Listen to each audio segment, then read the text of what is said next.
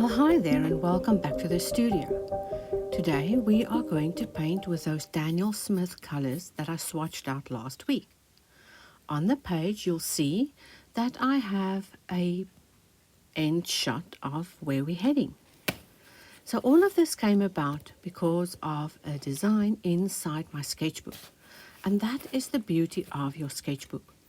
Once you have your designs down, you can reuse and reimagine them all the time. You'll have that beautiful library of designs that are just beckoning you to reuse them. Whether you're going to print them and use them as cards on their own, or reimagine them by redrawing a few of those flowers again. In this instance, I used those large flowers and then just drew out 3 of them, added some leaves, a few sprigs and twigs here and there, and all in a color scheme that I conjured up while playing with the test swatches. So let me show you how that works. When you have your set together and everything ready, like your water, tissue paper, and then also off-cut pieces, it's always nice to use your paints and see where those color combinations can take you. It took me quite a while to figure out how I can bring in softness with these really vibrant colors from the Jean Haines set. Now, I did mix up a few shades and then tested them and played around a little bit. I was trying to see if I can get something really soft. As you'll see in this next section, nice soft delicate petals, which meant I had to use a lot of water initially. But as the layers start building up, you can get really interesting effects. So I'll just put the original piece away for now and go back to those test pieces and bring in some of those greens. As you might know from the previous video, there are quite a few greens in this set. And all I'm looking for is something that will complement the pink, orangey red combination that I came up with. And in a few minutes you'll see that I really wasn't satisfied with the brightness of that pink. And I'll bring in some other colors to help play down that real brightness. It's almost, for me, like this pink is a little bit out of place between all the other muted tones.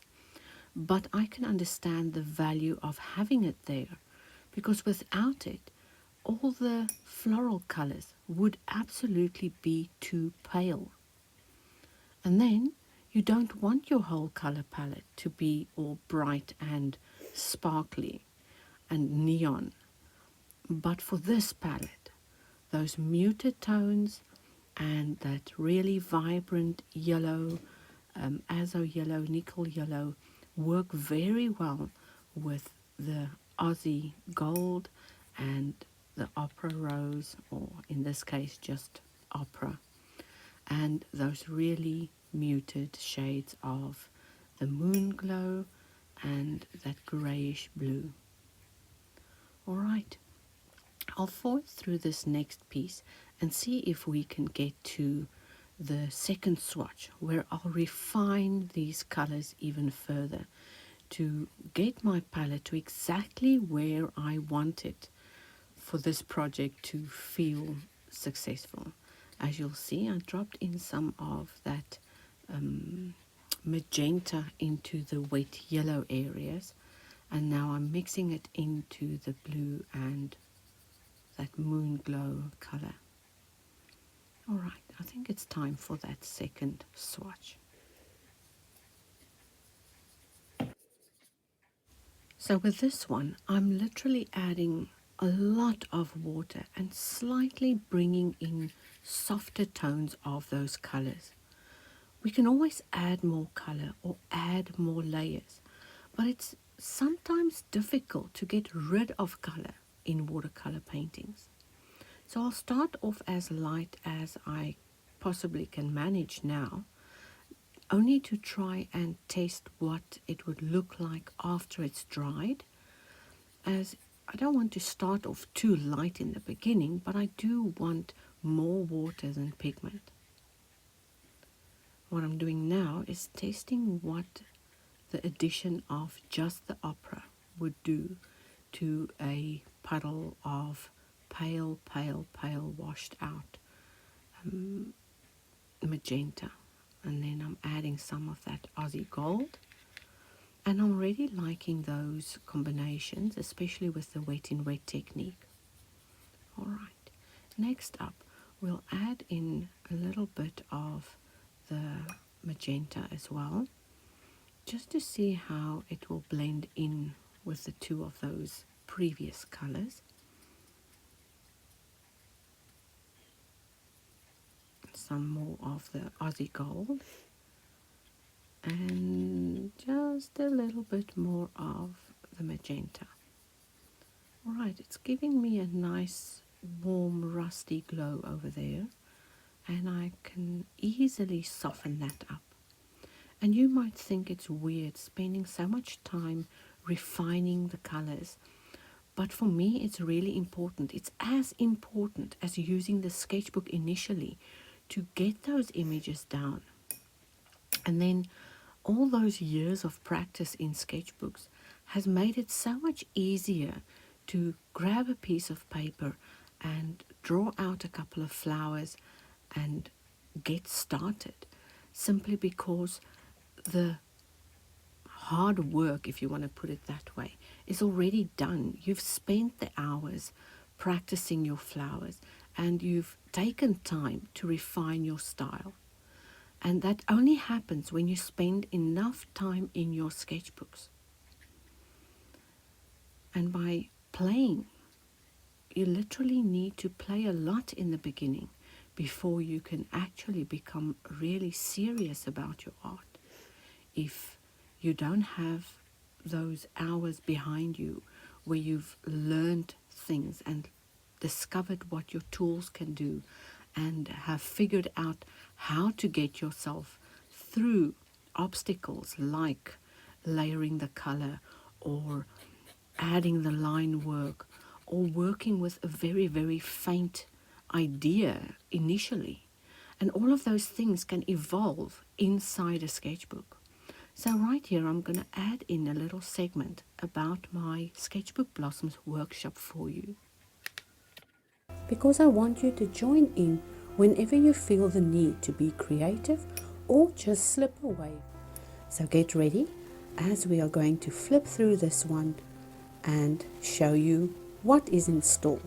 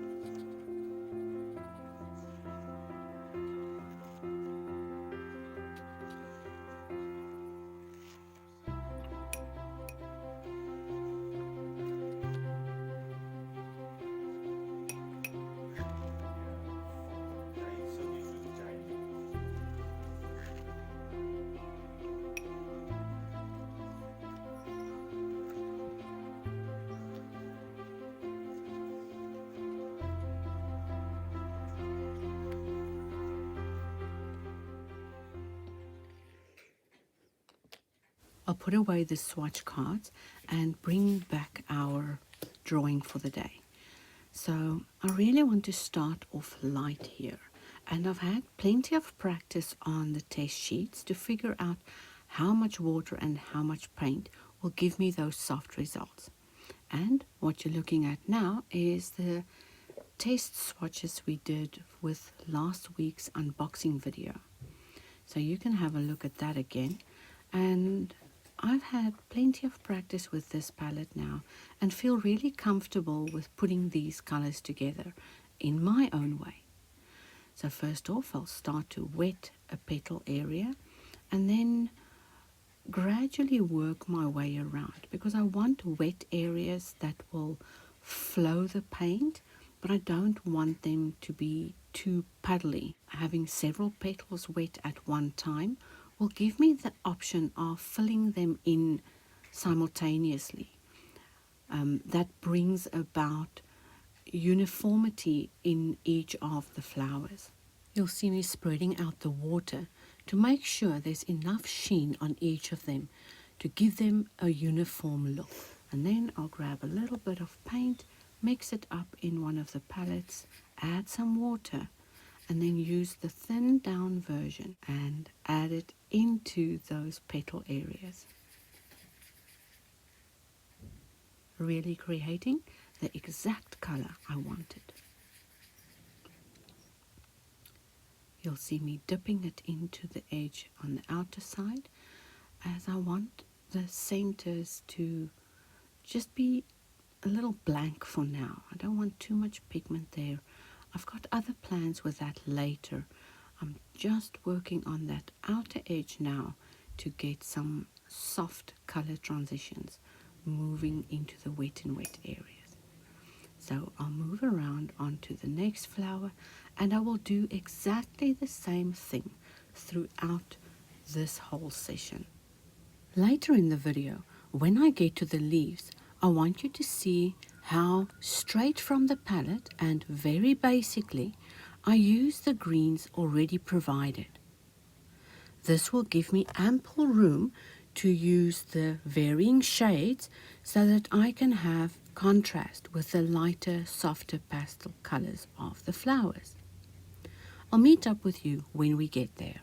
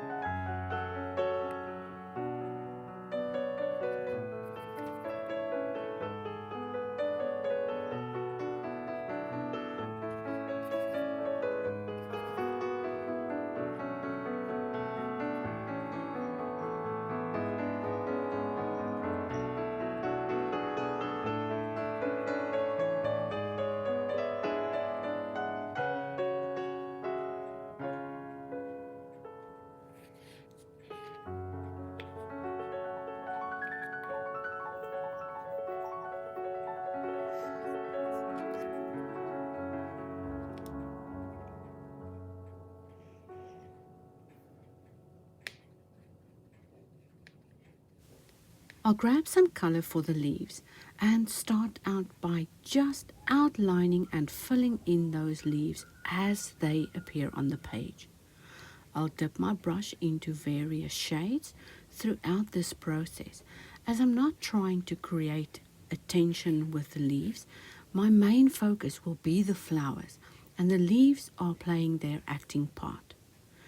But I don't want the leaves to be boring, so I'll create interest by using all three the colors provided in this set, mixing them up, adding in darker shades, and creating and sculpting those leaves according to the way they were drawn.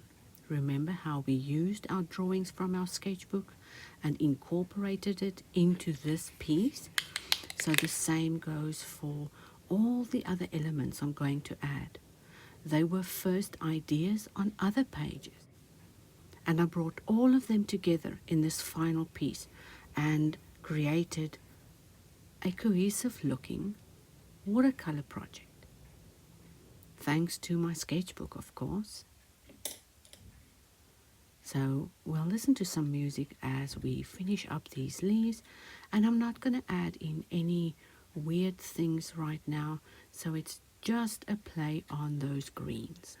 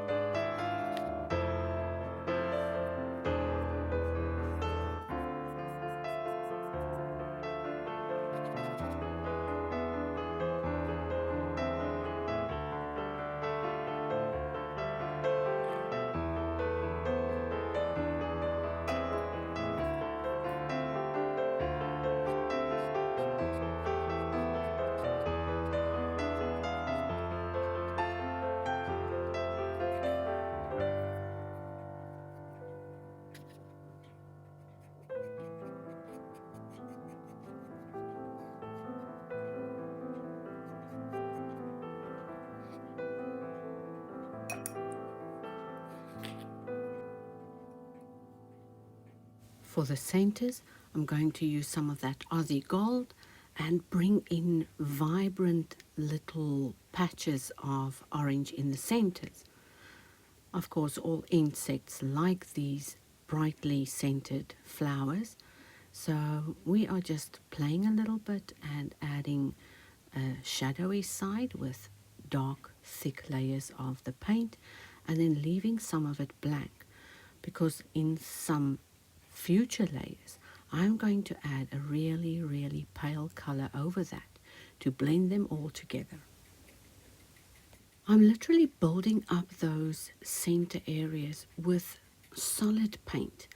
It's not very thin down, and while it's still wet and thick, I'm also thinking of how I can deepen that up to draw more attention towards the flowers. And I think I might use a little bit of green or violet even. So let's mix up a little bit of color and see where this can take us. Initially, my thoughts were to add some green inside there, and then I changed my mind.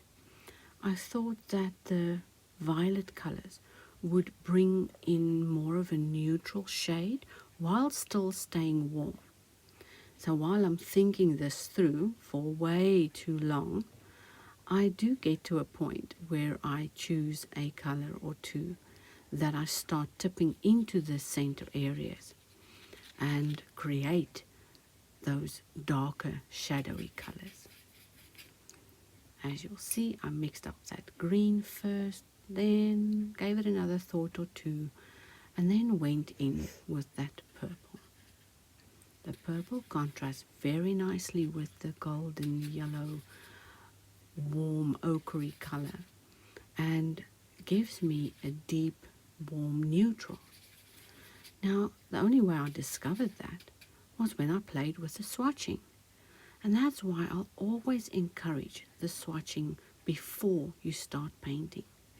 That will give you a broader idea of what colors you can play with. And isn't it fun to just play before you get too serious about your work? And I know I said that I wanted to add a paler yellow over this, but as I got to mixing the color, I realized that I like it a little bit darker. As those colors came together, the centers started popping. And that's what I like about drawing attention by using your colors and your value scales and all kinds of tricks that you learn along the way to enhance your project. Now these are just the beginning layers, and already it's starting to get together. You can add your final details and make sure your centers are dark enough. Next up, I'll take you on a little ride to see a few close-up shots and bring you towards the work so that you can see those lovely colors in the flower petals. You'll see that I didn't add too much details in the leaves for now, and I might just never. This project will continue as I add more and more layers to it. For now, I think you have a pretty good idea of how to start out your projects. By first swatching out your colors and using your sketchbooks to bring a project to life is the only way you get to experience this phenomenal process of having your sketchbook and reusing your designs and using the abilities you've learned throughout your practice sessions to bring about a beautiful project like this. All right, guys, I'll see you next week and we'll take another look at flowers. Bye for now.